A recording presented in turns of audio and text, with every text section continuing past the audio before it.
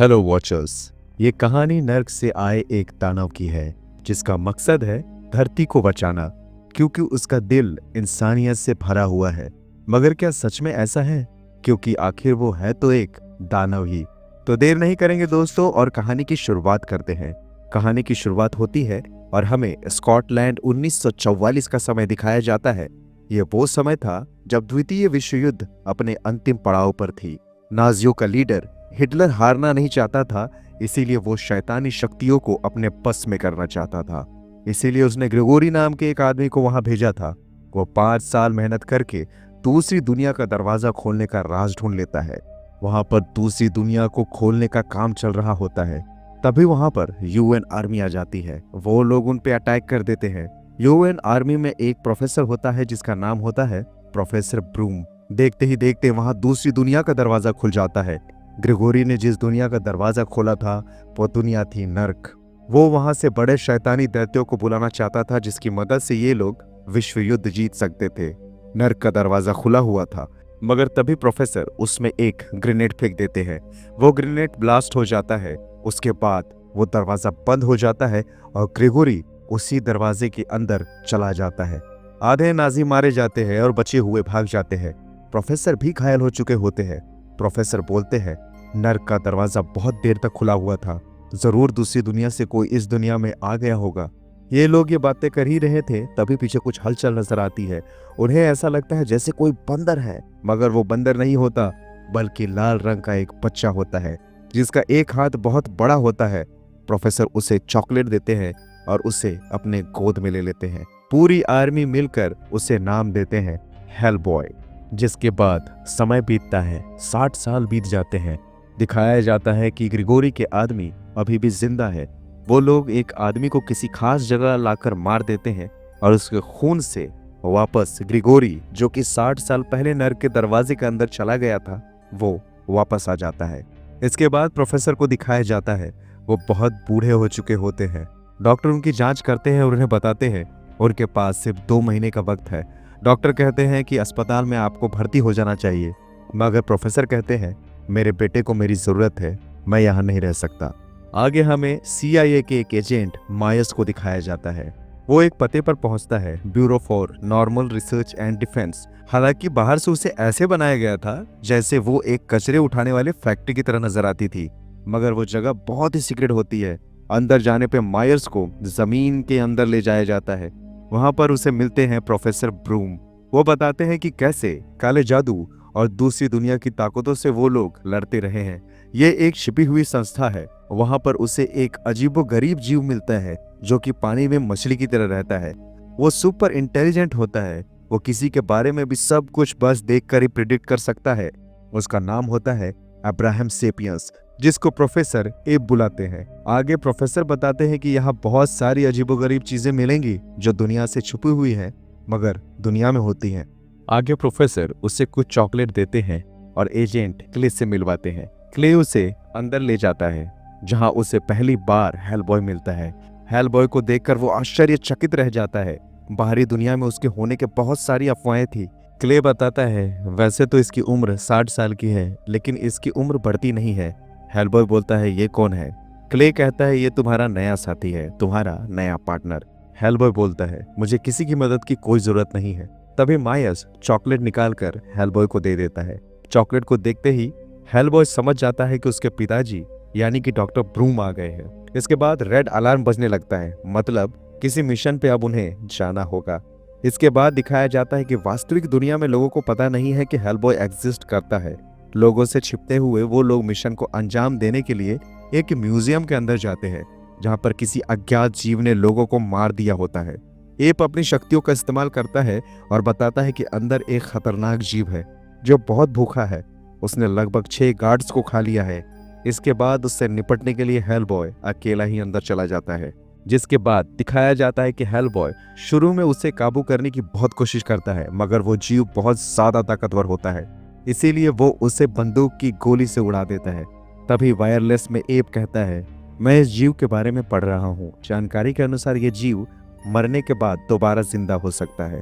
जिसके बाद दिखाया जाता है कि वो जीव उस जगह से निकलकर भागने लगा है। हेलबॉय उसका पीछा करता है, मगर वो उसे घायल कर देता है। एजेंट मायर्स हेलबॉय की मदद करता है। हेलबॉय अंत में उस जीव को जलाकर खाक कर देता है, क्योंकि हेलबॉय की एक खासियत है, वो कभी जलता नहीं है। इसके बाद दिखाया जाता है कि मरने के बाद उस जीव की आत्मा दो आत्माओं में बट गई है, मतलब उसका जन्म अब दो शरीर में होगा। आगे हमें यह दिखाया जाता है कि ये जीवों को जन्म देने वाला कोई और नहीं बल्कि ग्रेगोरी है, जो कि वापस कुछ बड़ा और खतरनाक करने वाला है। एप अपनी शक्तियों का इस्तेमाल करके प्रोफेसर ब्रूम को दिखाता है कि दरअसल इस जगह ग्रेगोरी अपने साथियों के साथ आया था और उसी ने इस जीव को आजाद किया है जो सैकड़ों सालों से कैद में था। वो वापस इस दुनिया में आया है। आखिरी बार उसने पूरी दुनिया ही खत्म करने की कोशिश की थी, न जाने इस बार क्या होगा। एप को यह भी पता चल जाता है कि प्रोफेसर बहुत बीमार है। दूसरी तरफ मिशन खत्म करके हेलबॉय एक मेंटल असाइलम में जाता है, जहां वो लिज से मिलता है। लिज एक ऐसी लड़की होती है जो आग से नहीं जलती, बल्कि उसके शरीर के अंदर से ही बहुत ज्यादा आग निकलती है। पहले वो हेलबॉय के साथ काम किया करती थी, मगर अब वो खुद को मेंटल असाइलम में रखती है, क्योंकि उसकी वजह से कई लोगों की जाने गई थी। उसका पास्ट अच्छा नहीं था। आगे हेलबॉय उसे फिर से वापस आने के लिए कहता है, मगर वो कहती है वो यहीं पे ठीक है, सब कुछ यहाँ पे अच्छा है, क्योंकि हादसे नहीं हो रहे। इसके बाद वहां पर हेलबॉय को लेने के लिए संस्था के लोग आ जाते हैं। पहली बार मायर्स को पता चलता है कि हेलबॉय लिज से प्यार करता है। वापस आने के बाद हेलबॉय के चेकअप में पता चलता है कि उस जीव ने हेलबॉय को जब घायल किया था तो उसके अंदर एग्स भी छोड़ दिए थे। ये जीव केवल रोशनी और आग से ही मर सकते हैं। उसके बाद प्रोफेसर ब्रूम हेलबॉय को कहते हैं, कल तुम वहां वापस जाओ और उसके सारे अंडे ढूंढ के उन्हें नष्ट कर दो। अगले दिन हेलबॉय उसके साथियों के साथ उस टनल में जाता है जहां आखिरी बार हेलबॉय ने उस जीव को मारा था। उस टनल में एप पानी के अंदर उतरता है, जहां वो देखता है कि उस जीव ने बहुत सारे अंडे दिए हैं और वो जीव भी वहां पे होता है। वो एप पे हमला कर देता है, उसे घायल कर देता है, मगर किसी तरह वो अपनी जान बचा लेता है। ऊपर हेलबॉय किसी के पीछे चला जाता है, तभी वहां पर ग्रेगोरी का एक खतरनाक सिपाही आ जाता है। वो क्ले को बहुत बुरी तरह घायल कर देता है। इसके बाद हेलबॉय उस जीव से लड़ता है और उस जीव को बहुत ही मुश्किल से खत्म कर देता है। सब लोग घायल हो जाते हैं। इसके बाद दिखाया जाता है कि हेलबॉय ने जिस जीव को मारा है, वो जीव की आत्मा ने दोबारा अपने आप को दो भागों में बांट लिया है, मतलब वो जीव वापस जन्म लेगा। आगे मायर्स कोशिश करके लिज को वापस संस्था में ले आता है, जिसको देखकर हेलबॉय बहुत खुश हो जाता है। वापस आने के बाद लिज मायर्स के साथ बाहर घूमने चली जाती है, जिस पर हेलबॉय बहुत नाराज हो जाता है। वो दरवाजा तोड़कर उसके पीछे पीछे उन लोगों की जासूसी करने लगता है। इधर दूसरी तरफ ग्रेगोरी और उसके साथी प्रोफेसर ब्रूम को मारने के लिए आ जाते हैं, क्योंकि वहां पर हेलबॉय मौजूद नहीं होता है और इसी बात का फायदा ग्रेगोरी उठाता है। वो कहता है कि वो नर्क का एक दैत्य है, एक राक्षस जिसे तुमने अपना बेटा बनाया है। देखना मैं कैसे उसका इस्तेमाल करूंगा और उसे इस संसार का विनाशक बनाऊंगा। ग्रेगोरी प्रोफेसर ब्रूम को आने वाले कल की एक झलक दिखलाता है। इसके बाद ब्रूम बोलते हैं, तुम चाहे कुछ भी कर लो, मगर वो नहीं बदलेगा, क्योंकि वो मेरा बेटा है। जिसके बाद वो लोग प्रोफेसर को मार देते हैं। जब प्रोफेसर की मौत का पता हेलबॉय को चलता है तो वो अंदर से टूट जाता है। वो सोचता है अगर वो संस्था में मौजूद होता तो ग्रेगोरी उसके पिता का कुछ नहीं बिगाड़ सकता था। इसके बाद वो अकेले रहने लग जाता है। हमें दिखाया जाता है कि एब भी अब धीरे धीरे ठीक हो रहा है। आगे ग्रेगोरी मॉस्को जाता है।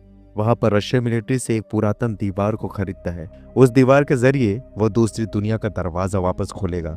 हेलबॉय को जब अपने पिता की बॉडी मिली थी तो उसके पास उसे एक नोट मिला था, जिसमें एक लोकेशन लिखी थी, जिसको पढ़कर हेलबॉय सीधा उस लोकेशन पे पहुंच जाता है। वहां पर एप उसके साथ नहीं होता, क्योंकि एप अभी भी ठीक नहीं हुआ था। वहां पर हेलबॉय एक गड़े हुए मुर्दे को उखाड़ता है, उसे जिंदा करता है और उससे अंदर का रास्ता पूछता है। वाकई ये सारे सीन्स बहुत ही मजेदार है दोस्तों। अंदर पहुंचकर हेलबॉय की भिड़ंत ग्रेगोरी के साथी से होती है, जिसने प्रोफेसर की जान ली थी। उसकी तलवार की धार को देखकर हेलबॉय समझ जाता है कि किसी ने मेरे पिताजी की जान ली है। जिसके बाद वो गुस्से से उसे बहुत मारता है। उसका मुंह फोड़ के वो उसे मार डालता है। इसके बाद हेलबॉय की भिड़ंत उस क्रिएचर से होती है जिससे उसने मूवी की शुरुआत में लड़ाई की थी। उसने वहां पे बहुत सारे अंडे दिए होते हैं, जिस वजह से वहां उनकी तादाद बहुत ज्यादा बढ़ गई होती है। वो सब के सब हेलबॉय के ऊपर टूट पड़ते हैं। हेलबॉय बड़ी दिलेरी से सामना करता है, सभी को उठा उठा कर पटकता है, मगर शायद उनकी तादाद ज्यादा होने की वजह से वो उनसे जीत नहीं सकता था। लिज सब कुछ समझ जाती है वो मायर्स से कहती है कि मुझे थप्पड़ मारो, और जैसे ही मायर्स उसे थप्पड़ मारता है वो गुस्सा करती है और उसके शरीर से आग निकलने लगता है। वो मायर्स से कहती है कि तुम यहाँ से दूर चले जाओ और कहीं छिप जाओ, और जिसके बाद वो सभी क्रिएचर्स को जलाकर खाक कर देती है। जब सबकी आंखें खुलती है तो हेलबॉय बड़े बड़े पट्टों में बंधा होता है। लिज भी बेहोश होती है। मायर्स को भी कैद कर लिया गया होता है। दरअसल ये सब ग्रेगोरी ने किया होता है। वो हेलबॉय को दूसरी दुनिया का दरवाजा खोलने के लिए मजबूर कर रहा होता है। वो रात ग्रहण की रात होती है। इस समय नर्क के दरवाजे को खोला जा सकता था। वो लिज को जान से मारने की धमकी देता है और उसकी जान अपने मुंह से खींचने लगता है। वो हेलबॉय से कहता है कि वो इसकी जान तभी लौटाएगा जब वो दूसरी दुनिया का दरवाजा खोल देगा।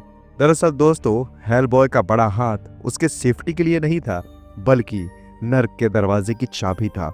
हेलबॉय मजबूर हो जाता है और उसे दरवाजा खोलना पड़ता है। आगे दिखाया जाता है कि उसके सींग बहुत बड़े हो गए हैं और उसके सर पर आग का एक ताज भी आ गया है। वो उस पुरातन दीवार में अपने हाथ को चाबी की तरह डालता है और दरवाजा खोल देता है, जिससे कि बड़े बड़े दानव धरती की तरफ आने लगते हैं। उस दीवार में टोटल 3 ताले होते हैं जिसे हेलबॉय को खोलना होता है। मगर तभी मायर्स पीछे से उसके पिता की दी हुई क्रॉस वाली लॉकेट को फेंकता है, जिससे उसके हाथ में क्रॉस का एक चिन्ह बन जाता है। वो उसे याद दिलाता है, आखिर तुम कौन हो? तुम इस धरती के रक्षक हो। तुम्हारे पिता ने तुम्हें यही तो सिखाया है। तुम बुरे नहीं बन सकते हो। तुम अपने पिता के बेटे हो। और जिसके बाद हेलबॉय को वापस सब कुछ याद आ जाता है कि वो कौन है, और जिसके बाद वो अपने सींग तोड़ देता है और हाथ से उस दीवार को भी बाहर निकाल लेता है। ग्रहण भी खत्म हो चुका होता है, जिससे वो क्रिएचर्स अब धरती पर नहीं आ सकते हैं। आगे वो उस सींग को ग्रिगोरी के छाती में घुसा देता है, उसे मार देता है, जिस पर ग्रिगोरी बोलता है, देखो तुमने मुझे मार के किसे जन्म दिया है। उसके शरीर से एक बहुत बड़ा दानव बाहर आने लगता है। दरअसल दोस्तों, जब वो नर्क के अंदर फंस गया था तो 60 साल तक वो इसी तरह तो जिंदा रह पाया था। उसके अंदर किसी और जीव ने जगह ले ली थी, मतलब कि एक दानव ने। आगे वो दानव बहुत बड़ा हो जाता है। हेलबॉय उसे मारने के लिए जाता है, मगर वो उसे पकड़ लेता है। हेलबॉय के पास एक बेल्ट होती है जिसमें बहुत सारे बॉम्ब होते हैं। वो सारे के सारे पिंस को निकाल लेता है और ठीक उसी समय वो दानव उसे खा जाता है। सारे के सारे बॉम्ब्स उस दानव के पेट के अंदर फट जाते हैं, जिससे उस दानव के टुकड़े टुकड़े हो जाते हैं। हेलबॉय बाहर आ जाता है और हेलबॉय को कुछ नहीं होता, क्योंकि जैसा कि आप जानते हैं दोस्तों, वो आग से नहीं जलता है। ब्लास्ट का इसीलिए उस पे कोई असर नहीं होता है। इसके बाद वो बाहर आकर लिज को देखता है। लिज को भी अब होश आ चुका होता है। इसके बाद वो उसे गले लगा लेता है और इसी सीन के साथ दोस्तों ये कहानी यहीं पे खत्म होती है। दोस्तों, हेलबॉय नर्क से आया हुआ एक दानव है, मगर प्यार और इंसानियत ने उसे अच्छा बना दिया है। हेलबॉय का किरदार हमें बताता है कि उत्पत्ति या परिस्थिति हमें परिभाषित नहीं करती है, बल्कि हमारे फैसले हमें बनाती है। तो दोस्तों, उम्मीद है ये मूवी आपको पसंद जरूर आई होगी। अगर मेरे चैनल पे पहली बार आए हो तो इस वीडियो को लाइक, शेयर और चैनल को सब्सक्राइब जरूर कीजिए और देखते रहिए वॉच ऑन पॉइंट।